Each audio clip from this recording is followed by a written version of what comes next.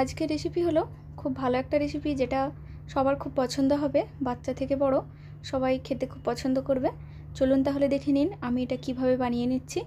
তার জন্য আমি প্রথমে নিয়ে নেব একটা কুকার, তাতে দিয়ে দেব ছোলার ডাল আর সামান্য মসুর ডাল।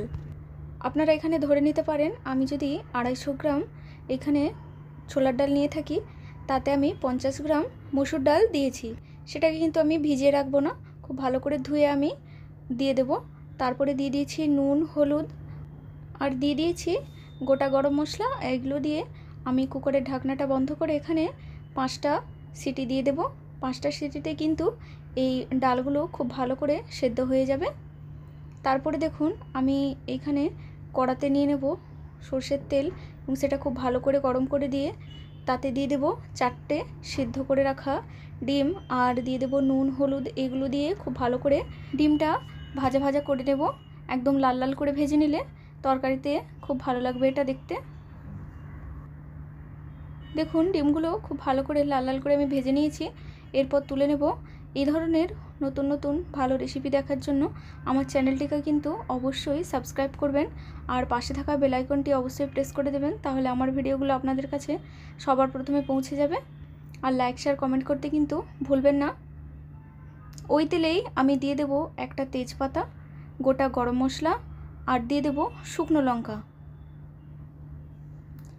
এগুলো খুব ভালোভাবে গরম হয়ে গেলে দিয়ে দেব পেঁয়াজ। আমি এখানে মিডিয়াম সাইজের 2টো পেঁয়াজ কুচি করে দিয়ে দিলাম আর এইগুলো দিয়ে খুব ভালো করে আমি লাল লাল করে পেঁয়াজটাকে ভেজে নেব। দেখুন পেঁয়াজটা লাল লাল করে ভাজা হয়ে গেছে। এরপরে দিয়ে দেব 1 চামচ আদা রসুন বাটা, তারপরে দেব কাঁচা লঙ্কা কুচি, দিয়ে দেব কিছু গুঁড়ো মশলা। তার জন্য আমি 1 চামচ হলুদ গুঁড়ো, 1 চামচ লঙ্কা গুঁড়ো, 1 চামচ ধনে গুঁড়ো আর 1/2 চামচ জিরে গুঁড়ো দিয়ে দিলাম। দিয়ে এগুলোকে খুব ভালো করে কষিয়ে নেব। এই মশলাগুলো যাতে পুড়ে না যায় তার জন্য আমি এখানে অল্প জল ব্যবহার করব।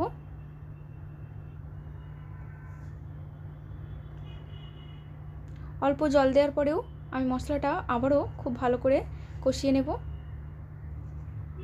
যতক্ষণ না এই মশলা থেকে তেল বেরিয়ে আসছে ততক্ষণ আমি মশলাটা কষিয়ে নিয়েছি। দেখুন তেলটা সাইডে ছেড়ে দিয়েছে। তারপরে আমি যে ডালটা সেদ্ধ করে রেখেছিলাম সেটা এখানে দিয়ে দিলাম আর এগুলো দিয়েও আমি 2 থেকে 3 মিনিট মতো খুব ভালো করে কষিয়ে নেব হাই ফ্লেমে।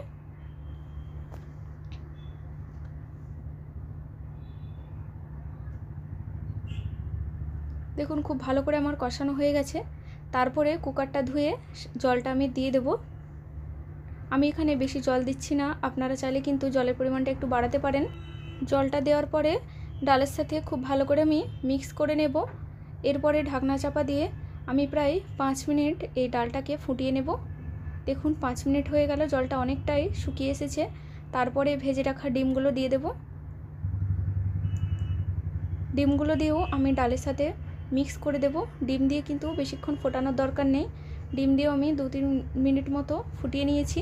তারপরে দিয়ে দেবো গরম মশলা আর গরম মশলা মিক্স করে নিয়ে তারপরে আমি ডালটা নামিয়ে নেব। এইভাবে কিন্তু এই তরকারিটা আপনারা বাড়িতে অবশ্যই বানাবেন। এটা ভাতের সাথে খেতে খুবই টেস্টি লাগে। আর আপনাদের কেমন লাগলো আমাকে জানাতে ভুলবেন না।